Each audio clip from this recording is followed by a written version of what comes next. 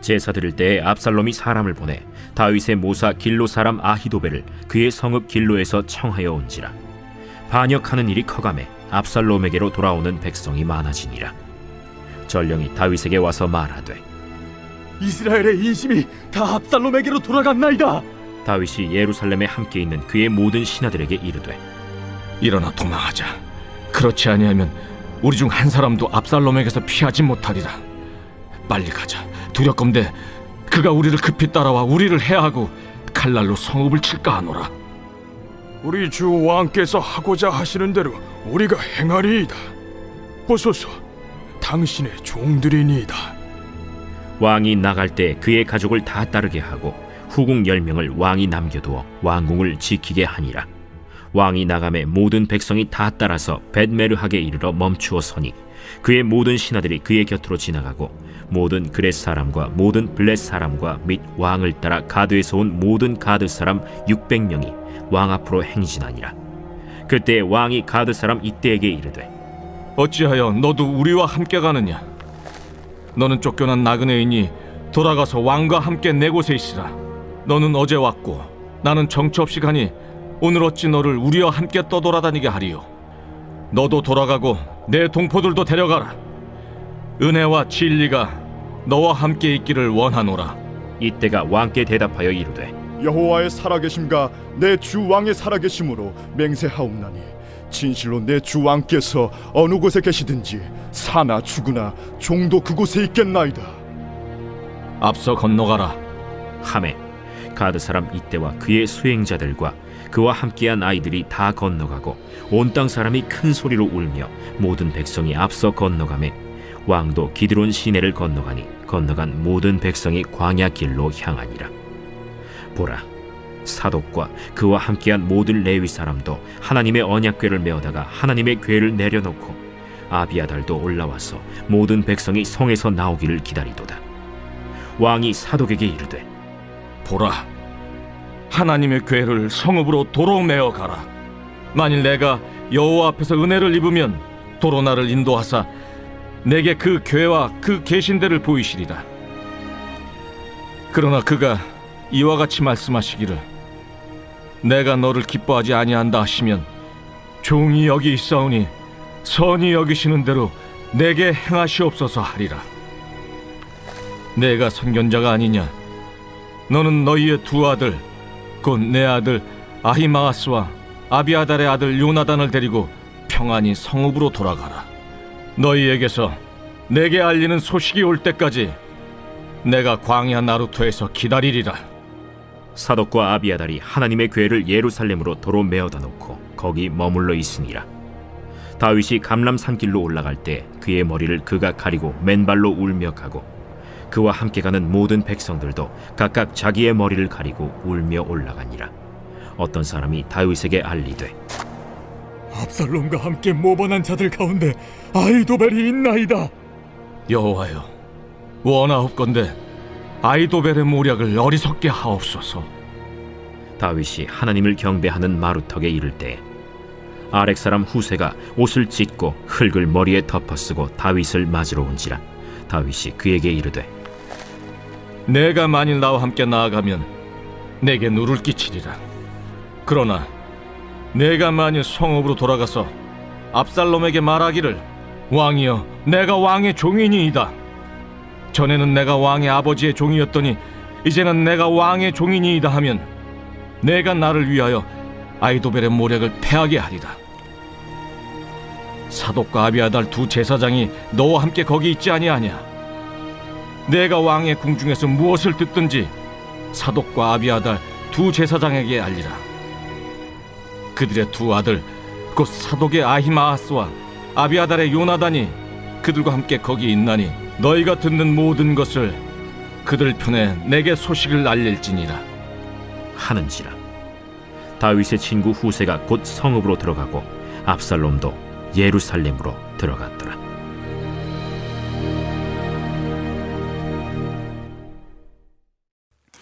오늘 새벽에도 주님의 보좌 앞으로 나오신 성도들에게 하나님의 은혜와 평강이 함께 하시기를 축원드립니다. 네, 저는 제주도에서 개척교회 목사님들, 또 섬기는 일을 하고 돌아왔습니다. 예, 사무엘서는 다윗에 대한 이야기입니다. 다윗의 시작과 끝을 언급하고 있는데요. 사무엘상은 다윗을 쫓던 사울의 죽음으로 마무리가 됩니다. 사무엘하는 다윗이 왕위에 오르면서 일어난 일들을 기록하고 있는데요. 다윗이 왕위에 오른 이후에 4가지의 중요한 사건을 행합니다. 첫 번째는 수도를 예루살렘으로 옮긴 것이고요. 두 번째는 잃어버렸던 법궤를 예루살렘으로 가지고 온 일입니다. 세 번째는 예루살렘에 하나님의 성전을 짓고자 한 것이었는데요. 이것은 다윗에게 허락되진 아니하였지만 그 마음을 그 마음에 감동하신 하나님께서 다윗과 언약을 맺으시죠. 네 번째는 평안을 이룬 것입니다. 외부의 세력들을 정리하고 내부적으로는 하나님의 공의와 정의로 나라를 다스리는 모습을 보여주죠. 하지만 사무엘하 뒷부분에 나오는 다윗의 사건들은 다윗의 쇠락을 보여주고 있습니다. 첫 번째는 밧세바를 범한 사건이고요. 두 번째는 그의 큰아들 암논이 이복 여동생 다말을 범한 사건입니다. 세 번째는 이 일로 인해서 압살롬이 2년 동안 기다리다가 암논을 살해한 사건입니다. 그리고 마지막 네 번째가 다윗을 폐위시키고 압살롬이 왕위에 오른 것이죠. 요 중간에 2가지 사건이 있는데요. 요나단의 아들이었던 무비보셋에게 은혜를 베푸는 일과 또 암몬의 왕이 죽었을 때 조문단을 보낸 일이었습니다. 무비보셋의 사건에는 은혜를 은혜로 대했더니 무비보셋이 왕자의 자리에 오른 모습이었습니다. 반면에 이 암몬의 왕이 죽었을 때 조문단을 보냈는데 이 은혜를 베풀었는데 은혜를 은혜로 받지 아니하므로 암몬 족속이 전쟁에서 패하는 모습을 보여주게 됩니다. 그래서 이 두 사건을 통해서 은혜를 은혜로 받지 아니했을 때 나타난 일에 대하여 알려주고 있는 것이죠. 그래서 다윗의 후반부의 사건을 이해시키고 이것을 왜 이런 일들이 벌어지고 다윗이 왜 쇠락의 길을 가게 하는지 그것을 전체적으로 조망할 수 있는 관점을 그 두 사건에서 보여주고 있는 것이죠. 암논이 그의 이복 여동생을 정욕으로 좋아하여 그를 범하게 됩니다. 이 일에 대해서 다윗이 정의롭게 징계하지 않으므로 압살롬은 분노하였고 2년 동안 그 분노를 삭히다 그의 이복 형을 죽이게 되죠. 이 사건으로 그는 외할아버지 집으로 3년 동안 피신해 있었습니다. 하지만 다윗의 뒤를 이을 세자가 필요하였기에 그의 군대 장관이었던 요압 장군이 가운데서 중개 역할을 하여서 이 압살롬을 왕궁으로 데리고 오게 하죠. 하지만 다윗의 눈에는 아직 이 압살롬이 완전히 변화되거나 회개하지 않음을 보고 같은 연금으로 2년 동안 가두어 놓게 됩니다. 그래서 외부 활동을 전혀 못하게 되죠.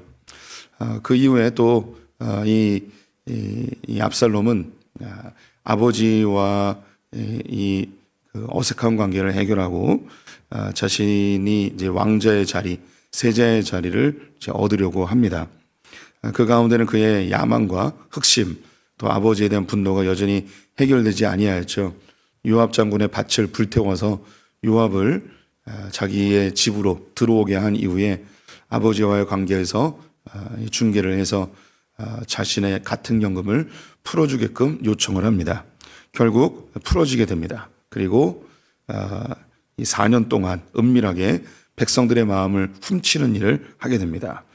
재판석에 앉아서 왕이 해결해 주지 못하는 일을 자신이 해결해 줄 수 있다고 이야기하며 백성들의 마음을 하나하나 얻게 되죠. 그리고 4년 동안 준비해서 헤브론에서 스스로 이제 왕이 되었음을 선포하고 백성들은 다윗보다는 이 압살롬을 지지하며 압살롬이 예루살렘으로 진격해 들어갑니다. 여기까지가 이제 오늘 읽었던 바로 직전까지의 모습이죠. 압살롬이 스스로 왕이 되었음을 선포하고 예루살렘으로 진격해 온다는 소식을 듣고 다윗은 부랴부랴 짐을 싸서 도망을 하게 됩니다. 오늘 이 장면이 도망하는 장면인데요. 자신의 신하들과 가족들에게 두렵건대 빨리 도망가자. 압살롬이 언제 와서 우리를 다 해칠까 두렵다 하면서 도망을 가게 됩니다. 여기서 이제 어떻게 이 사건을 보느냐에 따라서 해석이 완전히 달라집니다. 이 다윗을 좀 유약한 왕으로 바라보느냐, 아니면 이 다윗을 좀 긍정적으로 보느냐, 여기에 따라서 해석이 완전히 달라지는데요. 그것은 우리 성도님들이 어떤 상황에 있는지, 또 성도님들의 자신의 처해 있는 위치에 따라서 이것을 충분히 해석할 수 있게끔 해놓은 것이라고 보는데요. 저는 이 다윗의 모습을 좀 긍정적으로 이제 보고 싶습니다. 다윗이 압살롬이 온다는 이야기를 듣고 빨리 도망을 가거든요. 별로 챙기지도 못하고 그냥 막 도망갑니다. 왜 이렇게 빨리 도망을 가느냐? 다윗이 전쟁에서 잔뼈가 굵은 사람입니다. 반면에 압살롬은 전쟁을 한 번도 해본 사람이 아니죠. 또 다윗에게는 천의 요새인 예루살렘이 있습니다. 이 예루살렘은 북쪽에 있는 성문만 막으면 아무도 못 들어옵니다. 그래서 거의 600년 동안 이스라엘 사람들이 가나안 땅을 정복했음에도 불구하고 이 예루살렘을 차지하지 못했거든요. 이곳을 다윗이 차지했습니다. 그만큼 천의 요새였습니다. 또 다윗에게는 요압 장군을 비롯한 평생 전쟁터에서 굴러먹던 장수들이 어마어마하게 많이 있었습니다. 또 오늘 뒤에 보게 될 텐데 그에게는 이미 용병들도 있었습니다. 근데 그 다윗이 순순히 이 압살롬이 쳐들어온다는 얘기를 듣고 그냥 도망을 갔다는 게 이게 좀 잘 이해가 되지 않습니다. 부정적으로 본다면 이 다윗이 유약해져서 도망갔다. 또 아들이 무서워서 도망갔다. 이렇게 표현할 수 있겠죠. 비겁하게 왕국을 버리고 싸우지도 않고 도망갔다. 이렇게 표현할 수도 있을 것입니다. 근데 긍정적으로 이 사건이 그냥 일어난 게 아니고 하나님이 나에게 주시는 징계, 하나님께서 이 일을 일으키신 하나님이 통치자이심을 인정하는, 그래서 이것을 굳이 전쟁하지 않고 자리를 비워주는 이런 모습이 아니었을까 생각이 듭니다. 제가 이렇게 생각하는 첫 번째 이유가 14절 후반부에 있습니다. 14절 후반부에 보면 빨리 가자 두렵건대 그가 우리를 급히 따라와 우리를 해하고 칼날로 성읍을 칠까 하노라. 압살롬이 와서 전쟁이 일어날 게 뻔하다는 거죠. 칼날로 성읍을 친다는 것입니다. 이 성읍은 자기가 너무너무 사랑하는 예루살렘입니다. 굳이 아버지와 아들의 전쟁으로 자기 백성들이 피를 보고 죽고 이 전쟁에 휘발리는 것에 대해서 다윗이 이걸 피하고 싶어 하는 느낌이 저에게 듭니다. 이것은 천국 가서 우리 다윗 형님에게 좀 자세하게 물어봐야 될 내용이겠지만 그 다윗의 마음에 굳이 전쟁까지 하면서 그리고 내 백성들이 이렇게 피 흘리면서 죽으면서까지 굳이 이렇게 전쟁하면서 이걸 막을 필요가 있나, 그 마음. 그래서 전쟁을 하지 않고 예루살렘을 순순히 내어준 것으로 저에게는 이렇게 보여집니다. 가면서 같이 따라가는 사람들이 언급이 되거든요. 첫 번째는 이제 가족들이 따라갑니다. 자기의 아내들과 자녀들이 따라 나왔습니다. 이때 후궁 10명을 왕궁에 남겨두는데요. 왜 후궁 10명을 남겨두었는지도 성경에 기록되어 있지 않습니다. 어떤 학자들은 다윗이 안일하게 생각해서 그가 곧 돌아올 것으로 여겨 후궁을 남겨두었다라고 해석하는 것도 있습니다. 이것도 상당히 지지를 받습니다. 그러면 이 부분은 다윗을 부정적으로 본 거죠.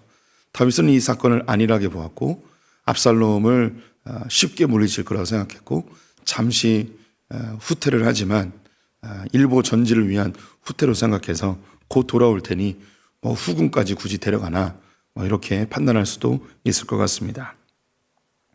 또 어떤 그 학자들은 나단이 밧세바를 범한 사건에 대한 징계로 자신의 아내들이 다른 사람들에 의해서 백주대낮에 수치를 당하는 일이 일어날 것이라고 예언을 했습니다. 그 예언의 성취 때문에 다윗이 판단 오류로 남겨놓은 것으로 해석하는 사람도 있습니다.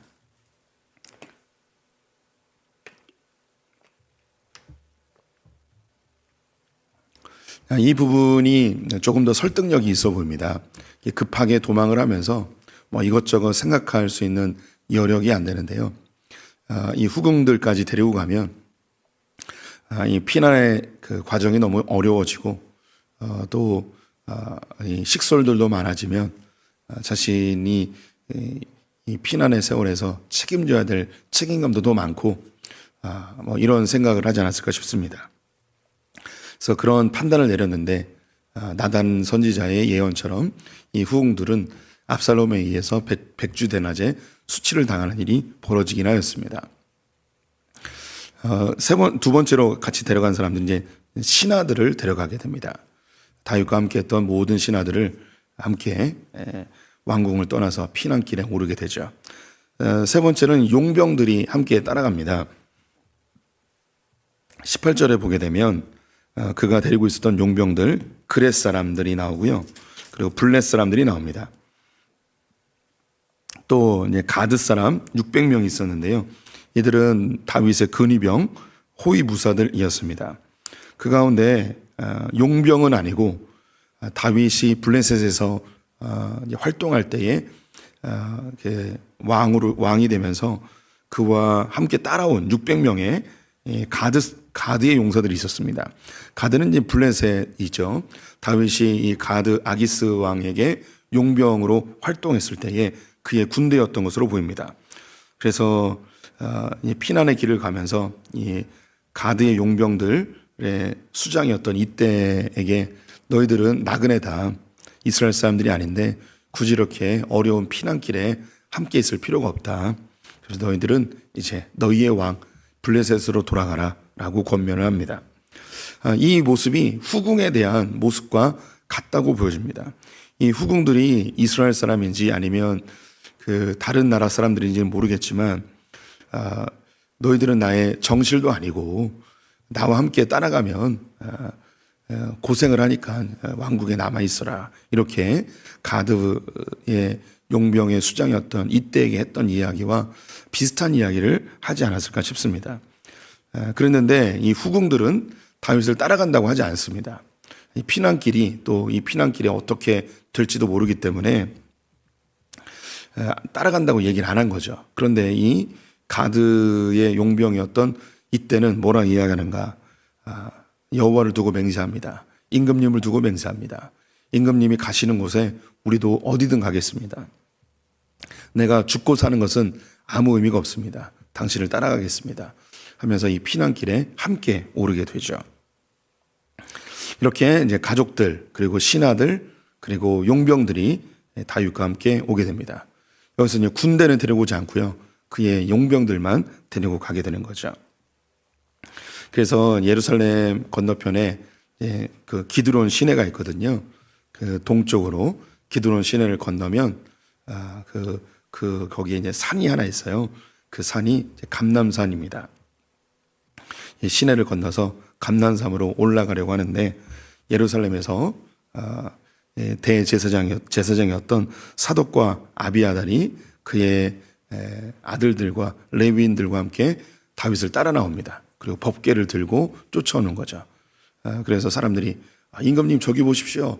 사독과 아비아달이 제사장들을 데리고 법궤를 가지고 옵니다. 하면서 쳐다봤습니다. 그러면서 이 사독과 아비아달에게 다윗이 하는 이야기가 가지고 돌아가라고. 법궤를 예루살렘에서 가지고 나오지 말라고. 그리고 제사장들과 레위인들은 예루살렘과 법궤를 지키라고 명령을 합니다. 이 부분도 이제 부정적으로 볼 수도 있고 긍정적으로도 볼 수가 있어요. 부정적으로 보면 앞에서 언급했던 것처럼 압살롬을 쉽게 물리치고 금방 돌아올 것이기 때문에 굳이 법궤를 가지고 오지 않는 그런 부정적인 모습으로 볼 수도 있습니다. 긍정적으로 모습을 보게 되면 다윗이 이 법궤는 하나님의 보좌에 있어요. 보좌예요. 그래서 하나님이 지정하신 예루살렘에 있어야 된다고 확신을 했습니다. 하나님께서 이스라엘 백성들이 가나안 땅에 들어갈 때 중앙 성소 제도라는 걸 만드셨어요. 이스라엘 백성들은 다른 데서 예배하면 안 되고 하나님이 지정하시는 한 장소에서 예배를 드리게 하였습니다. 그 한 장소가 어디냐면 예루살렘인데요. 왜 한 곳에서 예배를 드려야 되냐면 그곳에 법궤가 있었기 때문입니다. 이스라엘의 예배의 목적은 단지 예배적 행위를 통해서 하나님을 감동시키거나 하나님에게 잘 보여서 소원 성취나 문제 해결을 하는 것이 예배의 목적이 아니었습니다. 그 당시 이제 가나안 땅에는 산당들이 엄청나게 많이 있었습니다. 우리로 하면 뭐 선왕당 같은 곳이죠. 그곳에서 이제 번제를 드리면서 하나님께 예배를 드렸어요. 그런데 하나님이 가나안 땅에 들어가면 모든 산당을 무너뜨리라고 하였습니다. 절대 그곳에서 예배드리지 못하게 했어요. 산당에서 똑같은 제물과 똑같은 순서와 심지어 나중에는 제사장과 레위인들을 동원해서 산당에서 예배를 드렸어요. 그런데 산당의 예배와 예루살렘의 예배의 순서와 제물과 사람이 다 똑같아도 차이가 한 가지가 있었습니다. 그 차이는 무엇이냐면 법궤가 있느냐 없느냐입니다. 법궤는 무엇인가? 하나님이 말씀하시는 곳이었어요. 그래서 이스라엘의 예배, 즉 우리의 예배도 마찬가지인데 이스라엘의 예배의 목적은 좋은 제물과 정성을 통해 하나님을 조종하고 이용하는 예배가 아니고요. 번제단을 통해 정결하게 하여 하나님께 나아가서 하나님의 말씀을 듣는 것이 예배의 본질적 목적입니다. 그 받은 말씀을 가지고 삶의 현장에서 살아내는 것이죠. 그것이 하나님이 원하시는 예배입니다. 그래서 하나님이 한 곳을 정하셨어요. 다른 곳은 절대 예배하면 안 돼요. 왜냐하면 다른 곳에는 법궤가 없거든요. 말씀이 없어요. 그래서 예루살렘에 와서 예배하고 제사장들을 통해 하나님이 주신 말씀을 백성들이 듣고 그것을 삶의 현장에서 살아내는 것이 그들의 예배였습니다. 이 법궤를 가지고 나오면 예루살렘이 하나님이 지정하신 그곳이 사라져 버리는 무용지물이 되어버리는 거죠. 법궤가 없으면 이곳에서 예배를 드려도 하나님의 말씀을 듣는 게 아니고 그냥 좋은 제물과 그들의 정성으로 하나님을 조종하고 이용하는 우상 숭배의 예배와 똑같아지는 거예요. 그래서 다윗은 그 법궤를 놓고 오라고, 그것을 잘 지키라고 명령을 합니다. 예루살렘을 예루살렘 되게 하는 것이죠. 자신은 예루살렘을 떠나는 거예요. 법궤는 왕을 따라다니는 게 아니고 하나님이 지정하신 곳에 있어야 한다는 것이죠. 이때 그의 믿음의 고백이 나옵니다. 25절 말씀인데요.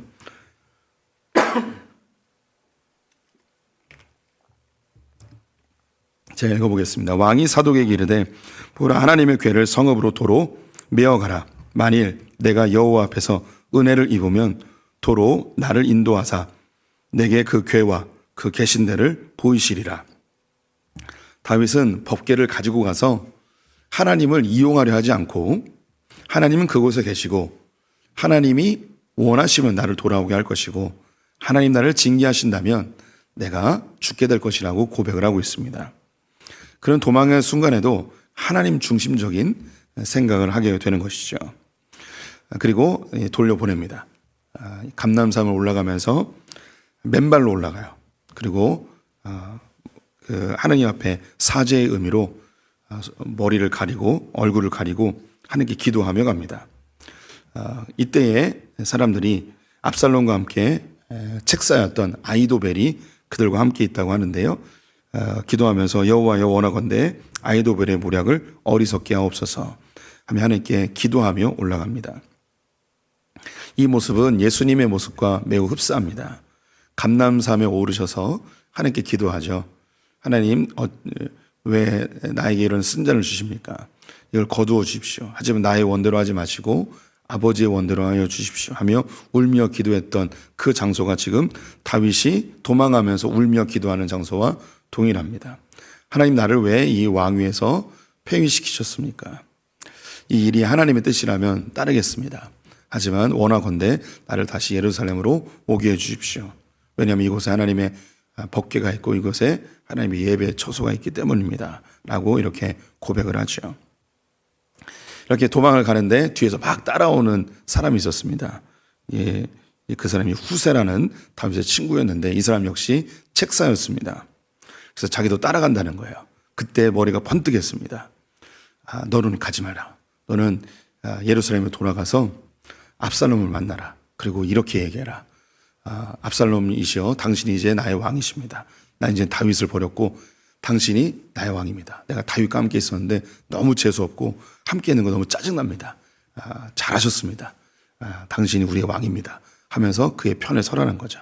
대신에 스파이를 하려는 거예요. 그래서 그곳에서 일어날 일들을 사독과 아비아달에게 이야기하고 아비아달과 사독은 그의 아들들을 시켜서 전령의 역할을 하게끔 하면서 이렇게 이제 헤어지게 되죠. 여기서 다윗의 모습을 통해 중요한 한 가지를 얻을 수 있는데요. 그것이 이제 하나님 아버지의 마음입니다. 다윗은 너무나 순순히 압살롬에게 자기의 왕좌를 내어줍니다. 그 이유가 무엇인지 성경에 정확히 기록되어 있지는 않아요. 하지만 다윗은 하나님께서 이 일을 일으키셨고 하나님의 주권 속에 이 일이 일어나기 때문에 내가 이 일에 대해서 어떻게 하고자 하는 마음을 내려놓습니다. 앞에서 이제 계속 비슷한 일들이 일어나는데요. 하나님 나를 징계하신다면 이 징계에 대해서 순순히 받아들이겠습니다. 라는 마음입니다. 또 한 가지는 이 압살롬이 왕이 됐잖아요. 그런데 원래 압살롬은 왕이 될 사람이었어요. 원래 왕을 시켜줄 사람이죠. 세자였어요. 다윗이 죽으면 압살롬이 왕이 됩니다. 다윗이 죽어서 압살롬이 왕이 되든 아니면 자기가 스스로 왕위를 내려와서 압살롬이 왕이 되든 이 왕이 되는 건 똑같은 거죠. 그 가운데 이 압살롬이 잘했는지 잘못했는지 그것은 알 수가 없어요. 오늘 앞에서도 읽었는데 다윗이 잘못해서 다윗이 폐위당하여 하나님께 징계를 받는 걸 수도 있고 아니면 압살롬이 잘못해서 압살롬이 하나님께 징계를 받을 수도 있는 거예요. 이거를 알 수가 없는 거죠. 다윗은 여기에 대해서 자기가 옳고 그름을 판단하지 않고 하나님께 그대로 맡겨놓습니다. 이 부분이 새벽이라서 잘 전달될지는 모르겠는데 한 번 더 말씀드리겠습니다.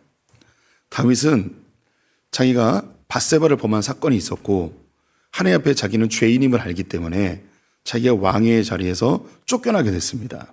근데 이것이 자기가 잘못해서 하나님의 징계로 쫓겨난 건지 아니면 압살롬이 잘못해서 압살롬이 월권행위를 해서 자기를 폐위시킨 것이 잘못한 건지 둘 중에 무엇이 옳은 건지 판단을 못하는 거예요.